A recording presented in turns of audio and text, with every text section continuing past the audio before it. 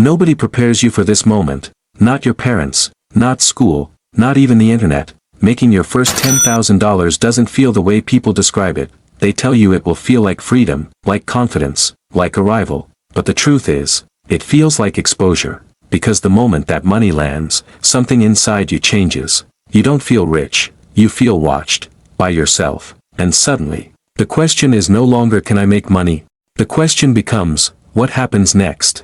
Most people don't realize this, but this moment is more dangerous than being broke. Poverty is predictable, wealth, at the beginning, is not, and this is why so many people touch money once and never again. Others touch it once, and quietly begin a transformation that lasts a lifetime. The difference is not hustle, it's not intelligence, it's not even opportunity, it's what happens in your mind after the first $10,000. Stay with me, because by the end of this series, you'll understand why the first money you make is never meant to change your life, only your direction. Let's slow this down. Imagine the moment clearly. The first $10,000 hits your account. It doesn't matter how you made it, business, freelancing, crypto, a job bonus, online income. For the first time, the number feels real. You check it once, then again, then again. And that's when it starts. Your breathing changes, your thoughts speed up, you feel proud, but also tense, because now, you have something to lose. Before this moment, money lived in theory. Now, it lives in your hands. And money in your hands has weight. That weight is responsibility. Most people think money problems end when money arrives. They don't. They begin. The fear nobody talks about. Here's the fear nobody admits out loud. The fear isn't spending the money. The fear is never making it again. This is why people rush decisions after their first big win. They feel time pressure that doesn't exist. They start asking questions they're not emotionally ready to answer. Should I enjoy this now? Should I save everything? Should I invest? What if I make the wrong move? And beneath all of that, is one quiet thought: what if this was luck? This single thought is responsible for more financial self-destruction than ignorance ever was. Because when you believe money came from luck, you treat it like it won't return. And when you believe something won't return, you either cling to it, or burn through it. Both lead to the same place, back to zero. Why the first $10,000 feels fragile. Before your first $10,000, money feels distant. You imagine it as something other people have. You think, if I ever make money, I'll know what to do. But when it finally arrives, the illusion breaks. You realize something uncomfortable. Money isn't stable. It moves. It responds to decisions, to behavior, to environment. And suddenly, you're aware that a single mistake could erase months, or years, of effort. This awareness creates anxiety, and anxiety makes people impulsive. This is why financial advice fails most beginners. Not because the advice is wrong, but because the emotional state is unstable. You don't need information. At this stage, you need control.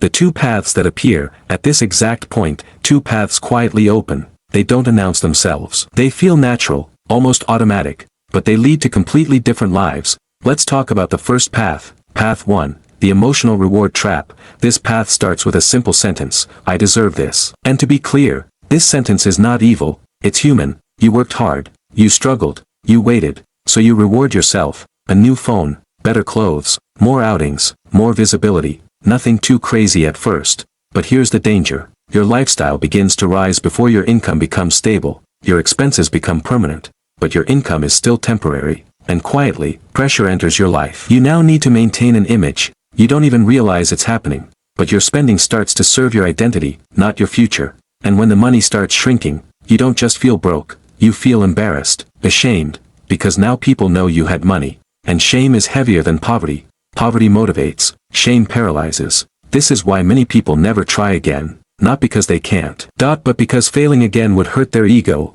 so they settle, and they call it being realistic. Why losing money hurts more than being broke? Here's something psychology teaches us. The pain of losing money is twice as powerful as the joy of gaining it. This means losing your first $10,000 hurts more than never having it. And your brain remembers pain, so after loss, it creates rules to protect you. Don't risk again, don't try again, don't dream again. This is how people touch opportunity, and walk away from it forever. Path 2, the quiet realization. Now let's talk about the second path. This path is silent. There's no celebration, no announcement, just a thought that changes everything. I just proved something. Not that you're rich, but that money responds to action, to value, to skill. This thought removes luck from the equation, and when luck is removed, power enters.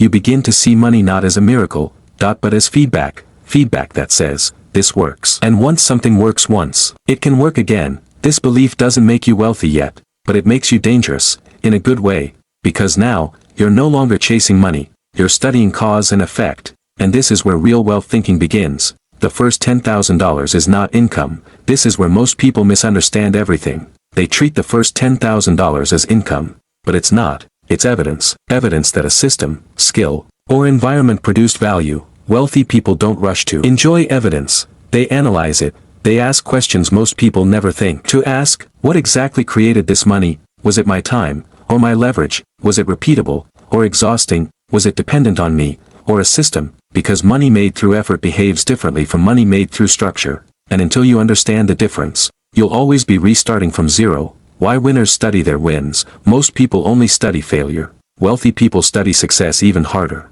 Because success hides patterns. Patterns can be repeated, and repeated. Patterns become systems. This is why entrepreneurs who lose everything can rebuild. And lottery winners can't. One understands structure. The other only understands reward. The dangerous shift in identity. Now comes a subtle but critical moment. After your first $10,000, your identity starts to shift. You feel different, more confident, more vocal, more visible. You might not notice it, but you start performing success, and performance is expensive. Here's the truth, wealth does not grow in visibility, it grows in silence. Every time you spend money to look successful, you delay becoming successful. Real builders do something counterintuitive. They slow down, they stabilize, they protect their baseline, because they understand one rule: if your lifestyle depends on income, your freedom depends on luck. Where part 1 ends, at this stage, you've reached the most critical transition. You've made money, you've felt the pressure, you've seen the traps, but you haven't yet learned what separates people who scale from people who stall. That's what comes next.